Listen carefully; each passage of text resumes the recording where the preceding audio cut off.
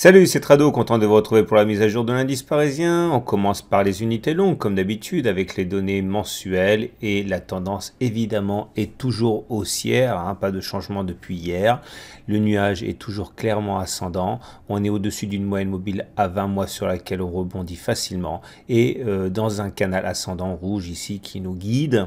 Nous avons également à notre disposition un support horizontal en noir ici sur lequel les rebonds sont francs et massifs. Donc tendance haussière en données mensuelles et en données hebdomadaires. La tendance est plutôt neutre, hein, puisque vous voyez le nuage, il est à plat, comme ça il n'a pas d'orientation, le nuage n'est pas haussier comme il a pu l'être ici, il est plutôt en situation de dérive latérale, et on est en dessous d'une moyenne mobile à 20 semaines qui monte, hein, c'est significatif et symptomatique d'une tendance hebdomadaire neutre.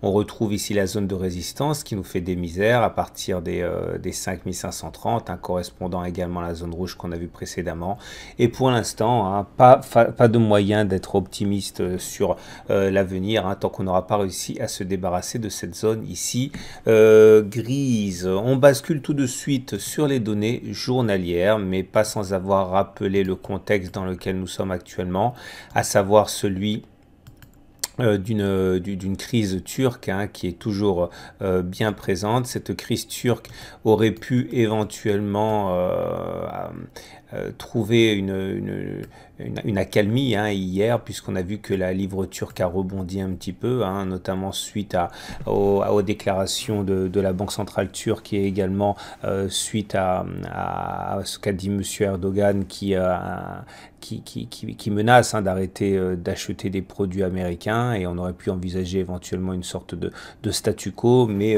non, les marchés ont perdu du terrain.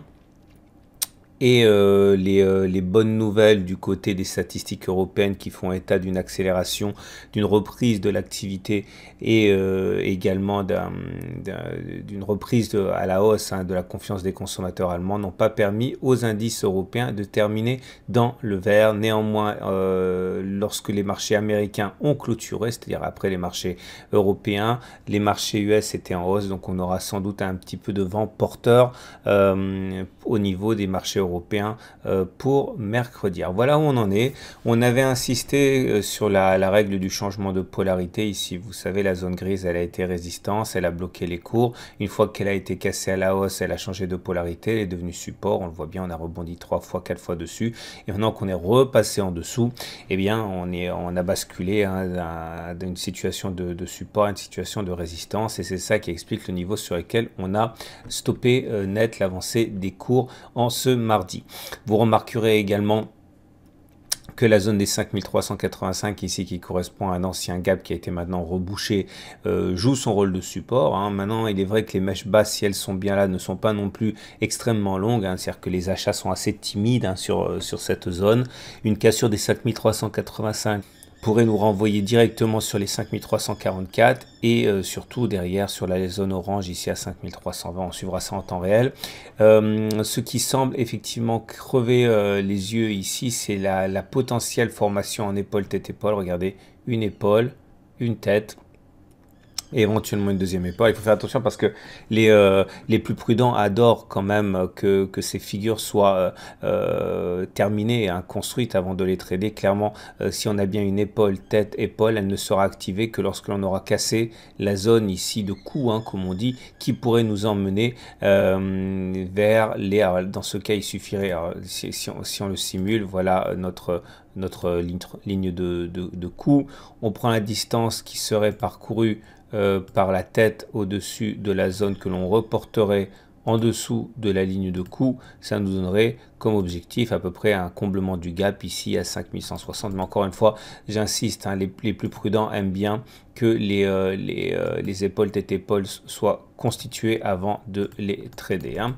En tout cas, c'est pas forcément très réjouissant, même si, je le répète pour la troisième fois, hein, l'épaule tête épaule n'est pas encore formée, elle n'est qu'hypothétique.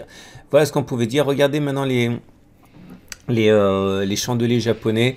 Hier, on avait insisté sur la formation d'une structure en juste au cou ou sous le cou en l'occurrence ici. Hein. Je l'ai expliqué, vous pouvez regarder l'article d'hier pour plus d'informations. C'est un signal assez faible de continuation baissière. Alors effectivement, on a perdu 0,16%. Hein. C'est pas annonciateur non plus d'apocalypse, hein, les structures en sous le cou. Hein.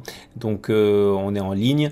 Par contre, la bougie du jour n'est pas très rassurante parce que même si on termine, on va dire avec une baisse assez limitée, on termine quand même dans le tiers baissier de la bougie, ce qui montre quand même la mainmise hein, des baissiers sur le marché. Voilà. Regardons maintenant ce que nous apportent les éléments techniques sur le CAC 40. Et ces éléments techniques sont assez ternes. Hein. On est en dessous de la moyenne mobile à 20 séances qui s'aplatit. Ça veut dire qu'on est en tendance neutre. Hein. La M20 n'a pas d'orientation. On n'est pas sous une M20 qui descend. On n'est pas au-dessus d'une M20 qui monte. Donc on n'y est en tendance baissière ni en tendance haussière. On est en tendance neutre. La M7 va croiser la M20. Mais étant donné que la M20 n'a pas d'orientation, ça n'a pas beaucoup de sens. Il faudra regarder ce qui se passe. On suivra ça de près. Je crains l'avènement d'un non-croisement baissier à terme, mais ça serait d'ici 2 semaines, hein, on verra. Regardez également les bandes de Bollinger qui sont globalement en train de latéraliser comme la M20, hein, donc pas de tendance non plus au regard des bandes de Bollinger. La cassure du SAR ici invite à la prudence, hein, parce qu'au regard de cet indicateur, c'est quand même vers le sud qu'il faut regarder. La dernière fois qu'on a cassé le SAR à la baisse, c'était ici, ça n'a pas donné grand chose, mais le coup d'avant c'était là, ça a donné une très grande baisse, et également ici, donc il faut se méfier, hein, c'est peut-être pas terminé cette histoire. Donc globalement on va dire que la tendance est neutre, mais avec un ballottage défavorable, et c'est également le message adressé par les indicateurs techniques qui sont le RSI en dessous de 50, le momentum en dessous de 0, le MACD en dessous de son signal, tout ça c'est négatif. Et regardez, il y a un nouveau indicateur qui bascule baissier clairement, c'est le TRIX hein, qui bascule sous son signal. Le TRIX est un signal très pâteau, très lourd, et généralement il donne des signaux qui sont assez inquiétants. Regardez, quand c'est des signaux à la hausse comme ici, ben, on a connu quand même une hausse assez significative, comme à la baisse, là, vous voyez, donc il faut se méfier, hein. C'est encore un élément important à prendre en considération. Heureusement, les volumes ne montrent pas une panique baissière. Par contre, on voit bien que l'OBV ne fait pas de divergence haussière. Les cours font des plus bas, l'OBV fait des plus bas, il n'y a pas de divergence haussière. Donc ça veut dire que ça peut continuer comme ça. Voilà ce qu'on pouvait dire. Regardez l'Ichimoku. Pas grand chose au niveau de l'Ichimoku, le nuage est à plat, on est dans le nuage, donc la tendance est aussi au regard de l'Ichimoku. Prochain rendez-vous à mettre sur vos tablettes, le moment où la lagging span se confrontera à l'oblique bleu ici. Elle a été cassée par les cours. Si la lagging span faisait la même chose, on risquerait d'avoir une attaque baissière assez importante, hein, à suivre de près. Voilà, regardons maintenant les données horaires pour les traders. Les données horaires ne sont pas très rassurantes. La tendance c'est les baissières, on l'a dit, mais si on regarde simplement les niveaux qui nous intéressent en tant que des traders, voilà ce que j'ai sur les écrans. Donc, tant que l'on se maintient au-dessus de 5393, on peut aller chercher 5413. En dessous de 5393, rendez-vous sur les 5358 pour moi. Et au-dessus de 5428, rendez-vous sur les 5446. La zone rouge sera particulièrement difficile à passer à la hausse. La zone verte sera particulièrement difficile à passer à la baisse. Voilà, il ne me reste plus qu'à vous souhaiter une très bonne journée. Je vous dis à demain pour la mise à jour.